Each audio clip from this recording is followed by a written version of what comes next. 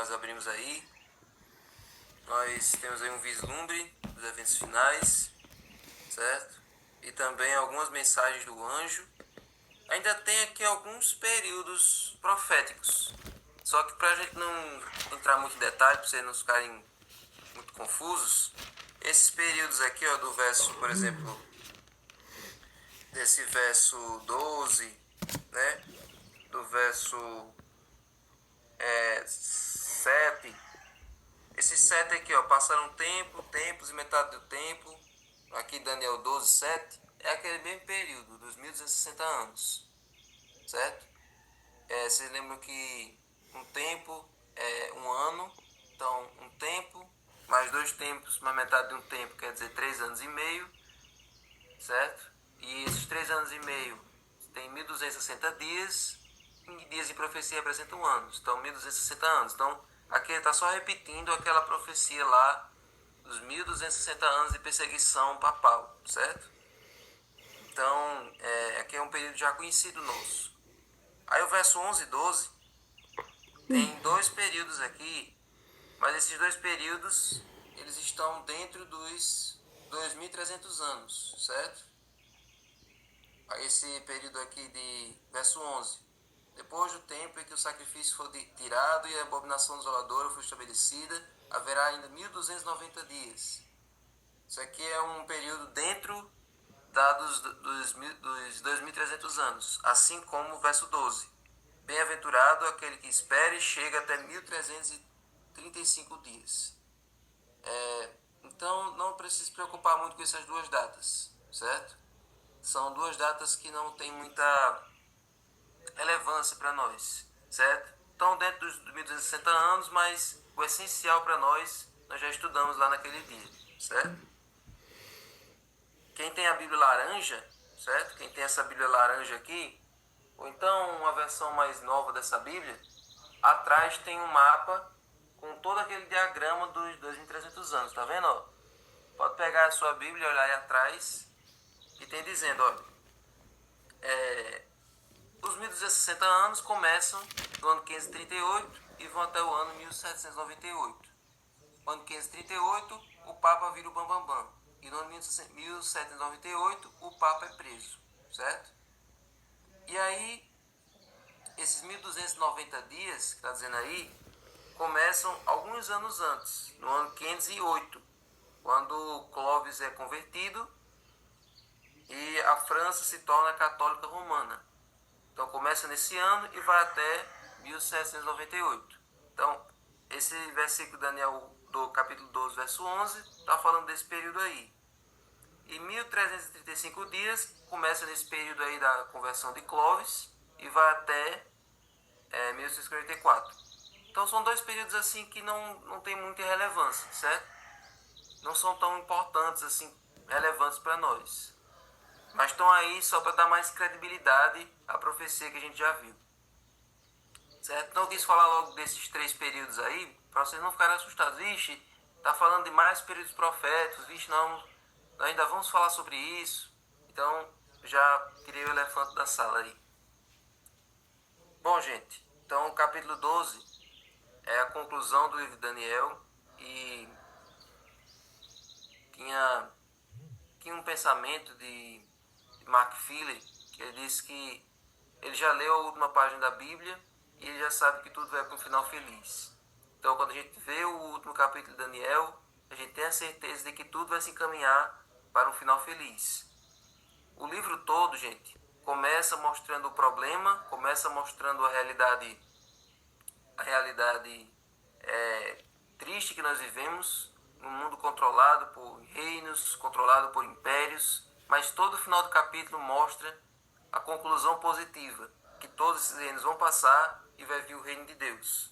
E nós começamos vendo isso em Daniel 2. Em Daniel 2 nós começamos vendo isso com a pedra. Daniel 2, 44. Vamos relembrar? Quem era aquela pedra? Quem era aquele reino que viria depois de todos eles? Então vamos relembrar alguns detalhes das profecias. Daniel 2,44 diz, olha, mas nos dias desses reis, que reis? Da Babilônia, da Pérsia, da Grécia, de Roma e também da Europa dividida, que é a época dos pés. Então é no dia da Europa dividida, nos dias atuais, que Jesus vai voltar. A pedra não bate em outra parte do corpo. A pedra não bateu na cabeça, nem nos peitos, nem nos quadris, nem nas pernas, porque esses reinos já passaram. A pedra bate nos pés, porque é o período atual que nós estamos vivendo. Então, por isso que a pedra bate aí. Então, mas nos dias desses reis, o Deus do céu levantará um reino que jamais será destruído e que não passará a outro povo. Esse reino despedaçará e consumirá todos esses outros reinos, mas ele mesmo subsistirá para sempre. Então, o livro de Daniel já começa mostrando essa profecia e já nessa profecia já mostra a grande esperança. A nossa grande esperança não é de que esse mundo vai melhorar. Se alguém disser por aí para você que o mundo vai melhorar, se alguém distribuir algum folheto na rua dizendo que as pessoas vão aprender a fazer o bem, que as pessoas vão desaprender a fazer a guerra, de que a sociedade vai ficar mais consciente, isso é uma utopia, isso nunca vai acontecer. A gente sabe que a cada ano que passa, as pessoas vão ficando cada vez mais inconsequentes, cada vez mais cruéis, cada vez mais sem amor. Então não tem nem perigo do mundo voltar, das pessoas aprenderem a fazer o bem. A nossa esperança é de que esse mundo vai ser destruído para ser reconstruído. Vai ser queimado para então ser purificado pela glória de Deus, para nós podermos habitar nele. Então, gente, a nossa esperança é a volta de Jesus. A volta de Jesus é o que nos impulsiona, é o que nos mantém aqui, é o que nos dá motivação para a gente continuar, certo? Outro momento em que aparece a volta de Jesus, mas de uma forma mais simbólica, de uma forma mais usando uma linguagem um pouquinho mais diferente, é quando a gente vai para Daniel 5. Em Daniel 5, nós vimos aí a queda de Babilônia. Foi? Em Daniel 5 nós vimos a queda de Babilônia. E o que aconteceu nessa queda de Babilônia que tem a ver com a volta de Jesus? Vamos ver o verso 25, ó. Vamos ver só o verso 30 e 31, que senão ficou muito grande. Diz assim, ó. Naquela mesma noite, Belsazar, rei dos caldeus, foi morto. E Dario, o Medo, se apoderou do reino, quando tinha mais ou menos 62 anos de idade. Então, Daniel 5 mostra a queda da Babilônia. A Babilônia foi destruída naquela festa lá de Belsazar. Belsazar não estava se ligando no que estava acontecendo. Vieram os persas, acabaram com a Babilônia. E aí quando a gente vai para Apocalipse 14, 8, quem é que vai cair também? 14, verso 8. Diz assim: seguiu-se outro anjo segundo, dizendo: caiu a grande Babilônia, que fez com que todas as nações bebessem o vinho do furor da sua prostituição. Então, antes de Jesus voltar, vai ter essa queda de Babilônia. Assim como no tempo de Daniel a Babilônia caiu, também no tempo perto da volta de Jesus, Babilônia também vai cair. Como assim? Hoje Babilônia é o quê? Confusão espiritual. Hoje Babilônia representa essa grande confusão religiosa que existe hoje. Igrejas, cada um ensinando a sua doutrina. Igrejas ensinando cada um ensinando a sua tradição, ensinando lorotas, envolvendo as pessoas ali em busca de milagres, em busca de promessas, em busca de exorcismo. Essa confusão religiosa hoje, que existe hoje, um dia ela vai cair. E em que momento ela vai cair? Em que momento Babilônia vai cair? Vamos aí para o capítulo 16, verso 12. Ó, o sexto anjo derramou a sua taça sobre o grande rio Eufrates. As águas do rio secaram para que se preparasse o caminho dos reis que vêm do nascente do sol, ou do oriente. Vocês se lembram que quando a Babilônia do tempo de Daniel caiu, como foi que ela caiu? Foi assim: o rei Ciro desviou o curso do rio. Então, o rio que estava passando pelo meio da cidade da Babilônia secou. Então, foi possível para que Ciro e seus soldados entrassem na cidade pelo leito seco do rio Eufrates. E assim foi possível que a Babilônia fosse destruída. Então, o que significa essa secagem do rio Eufrates né, no período das 7 últimas pragas e que tem a ver com a Babilônia espiritual. Quando as pragas começarem a cair, gente, as pessoas que estão nessas igrejas sem vida, as pessoas que estão enganadas nessas igrejas, elas vão se tocar de que elas foram enganadas. Elas vão se tocar de que a sinceridade delas foi traída, de que toda a vida delas que elas passaram nesse sistema levou elas para as pragas. Elas estão sofrendo os castigos de Deus por estarem naquele sistema. Então você se lembra que água em profecia representa povos, multidões, nações e línguas, conjunto de pessoas. Então, se o rio Eufrates ele atravessava a Babilônia, então no contexto da Babilônia espiritual, esse rio Eufrates representa as pessoas que vão até essas igrejas. As pessoas que estão lá tentando se alimentar de alguma coisa desse sistema corrompido. O rio Eufrates representa essas pessoas entrando nessa confusão religiosa. Então, no período das pragas, aí essas pessoas vão abandonar essas igrejas, vão deixar para lá esse sistema falso. Então vai ter essa secagem do rio Eufrates. As pessoas não vão estar mais lá. As pessoas vão amaldiçoar aqueles líderes religiosos que colocaram elas na perdição. Só que mesmo elas saindo, gente, não vai ter mais salvação para essas pessoas. Por quê? Porque antes das pragas, nós vimos ontem que vai acontecer o quê? O fechamento da porta da graça. Então, eles vão só se revoltar contra a confusão religiosa, contra a Babilônia. Só que não vão mais se arrepender e não vão mais passar para o lado do povo de Deus. Vão ficar todo mundo com ódio do povo de Deus, vão ficar todo mundo com ódio dos remanescentes. Mas, primeiro, eles vão se rebelar contra o sistema religioso deles lá. Então eles vão se separar e isso, gente, vai resultar em quê? Vamos terminar o verso 12 de novo. Para que se preparasse o caminho dos reis que vêm do Oriente. Quem é esse rei que nós estamos esperando que vem do Oriente? Da constelação de Órion, que vem do leste. É o nosso rei Jesus. Então, vai ser preciso que isso aqui aconteça para que abra o caminho para a volta de Jesus. Então, gente, nós pregamos nas 3 mensagens angélicas justamente isso. A primeira é aquela clássica que nós conhecemos. Temer a Deus e dar glória, pois é chegada a hora do seu juízo, e adorar aquele que fez o céu, a terra, o mar e as fontes das águas. E a segunda e a terceira falam justamente sobre a queda de Babilônia. A mensagem ao mundo que nós temos que pregar na segunda e na terceira mensagem angélica é justamente para que as pessoas que estão lá nesse sistema saiam dele enquanto ainda há tempo de graça. Porque se elas forem deixar para sair de lá no período das pragas, não tem mais como elas se salvarem. Se elas quiserem ser salvas, tem que sair de lá hoje, enquanto ainda existe graça, enquanto o Espírito Santo ainda toca o coração delas, certo? Então, temos que falar sobre isso hoje, explicar para as pessoas isso hoje, certo? E aí, gente, o terceiro detalhe que nós vimos no livro de Daniel é que Daniel fala sobre a primeira vinda de Cristo.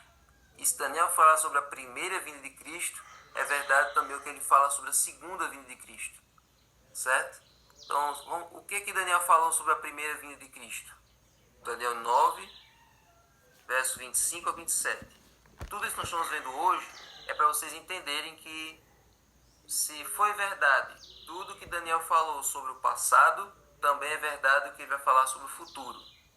Então, aqui estamos vendo algumas profecias, certo? Que ajudam a gente a aumentar a nossa fé na volta de Cristo.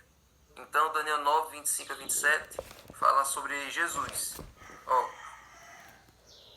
Sabe, entenda isto. Desde que foi dada a ordem para restaurar e edificar Jerusalém, até a vinda do ungido, o príncipe, haverá tal, no verso 26. Depois dessas 102 semanas, o ungido será morto e não terá nada. Aí o verso 27. Ele fará firme aliança com muitos por 1 semana. Na metade da semana, fará cessar o sacrifício e a oferta de manjares. Veja, esses versos todos falavam de Jesus. Falavam do seu batismo, né?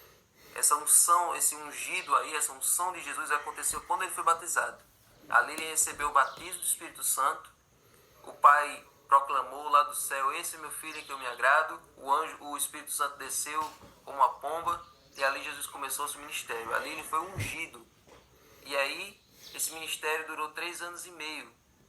Ao final dos 3 anos e meio, Jesus pagou o preço pelos nossos pecados, morrendo na cruz. E mais 3 anos e meio para frente, Estevão morre, foi o primeiro mártir cristão. Então aí a profecia de Daniel aconteceu exatamente no período correto. Jesus foi batizado no ano 27, morreu no ano 31 e Estevão morreu no ano 34. Então, se a profecia a respeito da primeira vinda de Jesus foi certa, se a profecia sobre o ministério de Jesus aqui na Terra foi preciso, se aconteceu exatamente na data que Daniel disse que ia acontecer, então o que Daniel fala sobre a volta de Jesus também é verdade, também vai acontecer. Então, tá aí a importância das profecias.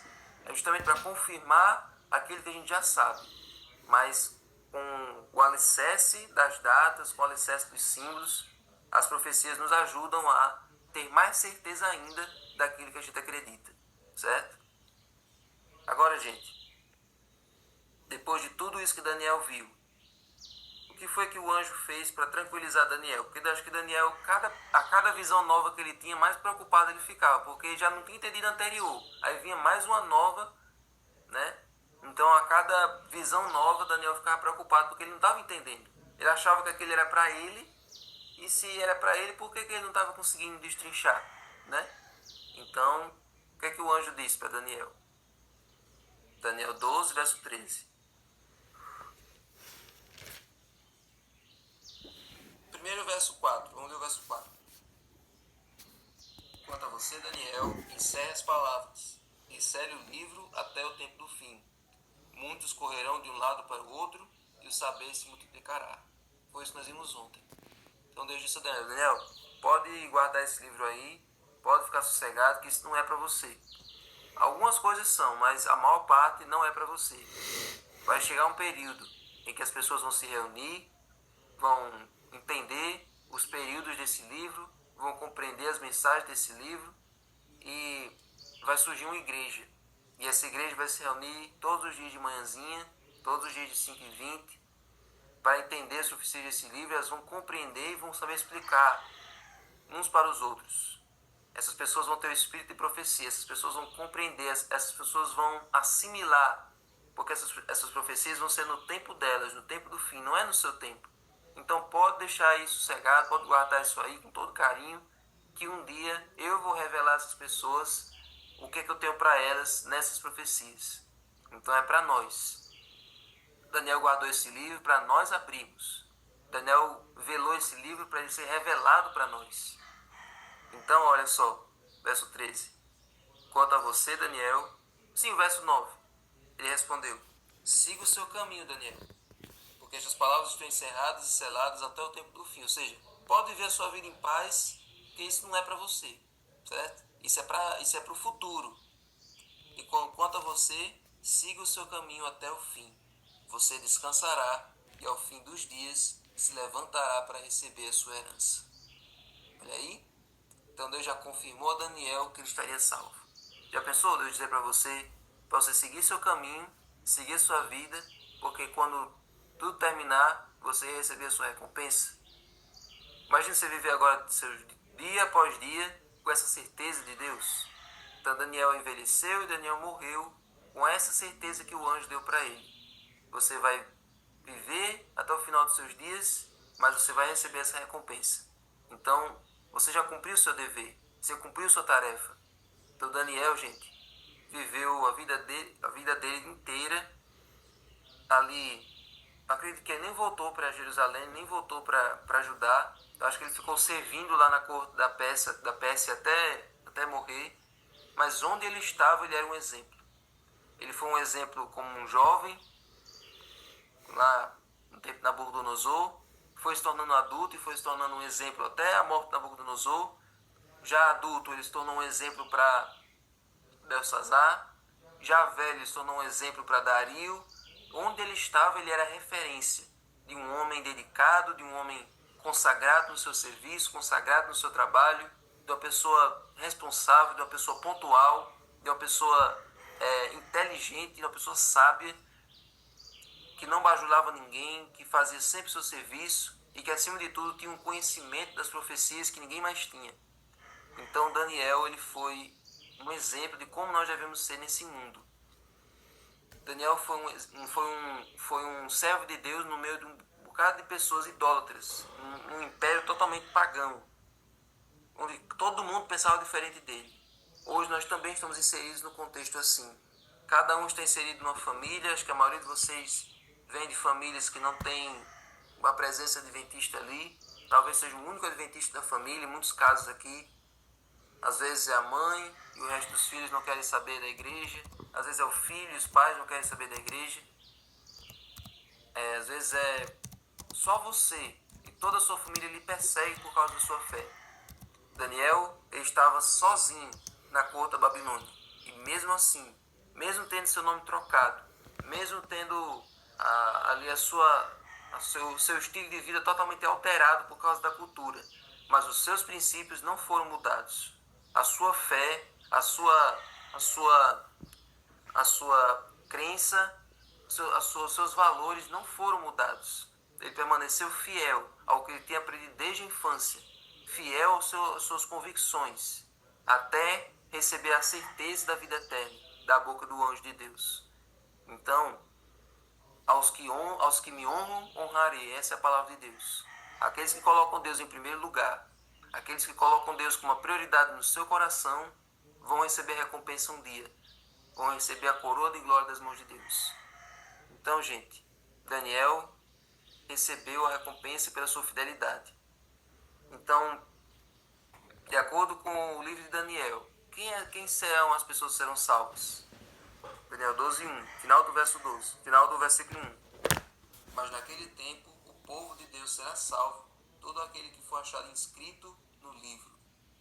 O segredo para estar salvo, o segredo para receber a recompensa é ter o nome no livro. Deus está escrevendo todos os nomes das pessoas que se entregam a Ele todos os dias. Então Ele escreve quando você se batiza, e cada vez que você confirma que você está do lado de Jesus, Deus vai lá e escreve por cima para avivar a tinta da caneta. Então é assim que você se mantém salvo. Cada vez que você se posiciona do lado de Cristo todos os dias, você vai até Ele para pedir perdão, então seu nome é reavivado lá, avivado lá no livro da vida. Então, diante de Deus, a justiça de Cristo cobre você. O que Ele fez, a santidade dEle reveste você.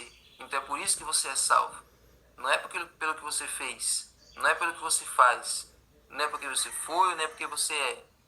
É quando você se esconde atrás da graça de Cristo, então Cristo não olha para você, Deus não olha para você, Ele olha para Cristo. E é por isso que você é perdoado, é por isso que você é achado justo diante de Deus. E é por isso que seu nome vai para o livro da vida. É por isso que Satanás fica com tanta raiva, porque ele já esteve lá no céu. Porque os lugares dele e dos seus demônios, que antes pertenciam a eles, agora vão pertencer a nós. Então é por isso que ele fica com tanta raiva.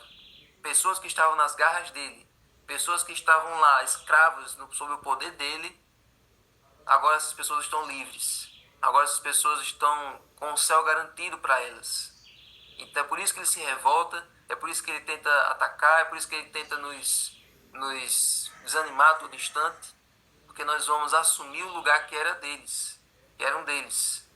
Então, agora sabendo da brevidade da volta de Jesus, que atitude nós devemos tomar? Marcos 16:16 diz assim, quem crê e for batizado será salvo, quem porém não crê será condenado. Do momento que você crê, você inicia agora uma jornada. Do momento que você acredita, agora você precisa demonstrar isso publicamente para todo mundo através do batismo. E depois que você se batiza, o batismo é só o primeiro passo. Agora você inicia uma caminhada, morrendo todo dia para o eu, morrendo todo dia para o pecado e se posicionando do lado de Cristo nesse grande conflito, do lado que já é vencedor. Então, é preciso passar pelo batismo para ter o seu nome escrito no livro da vida e iniciar uma jornada com Cristo. Porque não é só se batizar e agora viver a banda voou, viver, deixar a vida lhe levar, como as pessoas dizem por aí. Uma vez que eu aceitei Jesus, agora eu posso viver do meu jeito, de qualquer maneira, porque agora eu já estou salvo, já estou garantido. Daniel, como recebeu a promessa da vida eterna, a promessa de que ele seria salvo, eu tenho certeza de que agora ele não relaxou na vida espiritual, de que agora ele começou a fazer o que ele não fazia antes, começou a comer as iguarias do rei, começou a beber, começou a... né? Daniel, ele não mudou o seu comportamento, tendo a certeza de que estaria salvo. Ele continuou vivendo a vida de integridade dele até a morte. A salvação é uma coisa diária, não é uma coisa de momento. Não é uma coisa de uma vez que você se levantou, foi lá na frente e pronto, já está salvo para sempre. Não, é confirmado todos os dias. Claro que uma pessoa que se arrepende no último segundo, Jesus perdoa, e essa pessoa é salva, que nem o ladrão da cruz. Mas enquanto você tem vida, enquanto você tem fôlego, é tempo de você renovar o seu relacionamento com Jesus. Assim como um casamento. De vez em quando tem aquelas bodas de prata, bodas de ouro, para renovar os laços do matrimônio. Todo dia é dia de renovar os laços com Jesus. De renovar a sua entrega diária para Deus. E então, gente, uma vez que você se batiza, é de que você vive em comunhão com Deus, vive que nem Enoque, andando com Deus todos os dias. Então o resultado vai ser que, assim como Enoque, Deus vai tirar de você esse mundo e vai te levar você para junto dele. Então, a recompensa está em Mateus 25:31. E diz o seguinte: quando o Filho do Homem vier, na sua majestade, e todos os anjos com ele, então se assentará no trono da sua glória. Todas as nações serão reunidas em sua presença, e ele separará uns dos outros, como o pastor separa as ovelhas dos cabritos. Porá as ovelhas à sua direita e os cabritos à sua esquerda. Então o rei dirá aos que estiverem à sua direita: venham, benditos de meu Pai. Venham herdar o reino que está preparado para vocês desde a fundação do mundo. Então, gente, o inferno não é para as pessoas. O inferno é para o diabo e seus anjos. No verso 41, Jesus diz isso. O inferno foi preparado para Satanás. O céu foi preparado para nós. O fogo é destinado para aqueles que se rebelam contra Deus. Aqueles que se apegam ao pecado, aqueles que rejeitam a vida eterna deliberadamente. Essas pessoas, infelizmente, vão para o fogo. Mas o fogo não foi preparado para as pessoas. O fogo foi preparado para Satanás. Ele que é o responsável pelo pecado. Ele que é o responsável pelo mal que existe nesse mundo. Agora o céu, as mansões eternas, elas que são preparadas para nós. Então, é nosso dever, é nossa maior necessidade, é nós desejarmos o céu, é nós desejarmos essa recompensa. Então, aquela pedra que vai destruir a estátua representa o reino de Deus. Aquela pedra vai encher o planeta Terra. Aquela pedra vai se tornar uma montanha e vai encher o planeta Terra. Nós vamos habitar nesse reino. Amém. Mas aqueles que não quiserem habitar nesse reino vão ser destruídos pela pedra. A mesma pedra que edifica, também é a pedra que destrói. Aqueles que ficarem contra essa pedra serão esmagados por ela. Mas aqueles que forem a favor dessa pedra vão poder morar nesse novo reino. Então esse reino é para nós. A jornada começa na cruz e termina na Cidade Santa. Então, gente, se nós pudermos encerrar esse livro de Daniel, possamos encerrar ele tomando uma decisão. De que lado você está? Do lado perdedor ou do lado vitorioso? Do lado que foi derrotado nesse conflito ou do lado que já é vencedor? Em cada capítulo nós vemos o conflito do bem contra o mal. Vemos o lado do mal, o reino do mal tendo um poder por algum momento e depois sendo destruído pelo reino de Deus. Aqueles que ficam do lado do pecado ficam para trás. E aqueles que ficam do lado de Deus recebem a coroa da vida. Então, que você possa tomar a sua decisão. Que essas profecias do livro de Daniel não sejam apenas para conhecimento teórico. Não é apenas você se amostrar dizendo o quanto você sabe de símbolos, o quanto você sabe de números. Não é para o orgulho pessoal. As profecias devem trazer uma renovação da nossa vida. Como é que está a minha vida com Deus? Como é que está o meu reavivamento? Como é que está a reforma do meu coração? Jesus só pode morar, Ele só pode reinar em nossa vida se nós deixarmos Ele tomar a posse do trono do nosso coração. Então, que você possa tomar essa decisão hoje. Amanhã nós começamos Apocalipse, mas que o livro de Daniel não passe sem ter feito um efeito na sua vida diária, na sua vida pessoal com Deus. Senhor Deus, muito obrigado, Senhor, por tudo que nós estudamos aqui. Que Teu Espírito continue trabalhando no nosso coração e que Ele nos prepare para a vida eterna ainda mais. Que essas verdades, que essas profecias sejam reais para nós. Possamos entendê-las, possamos explicá-las e que elas possam nos transformar. Porque é crendo no Senhor que estaremos seguros e é crendo nos Seus profetas que nós prosperaremos. Fica conosco, dá-nos um bom dia, em nome de Jesus. Amém. Fique com Deus, gente.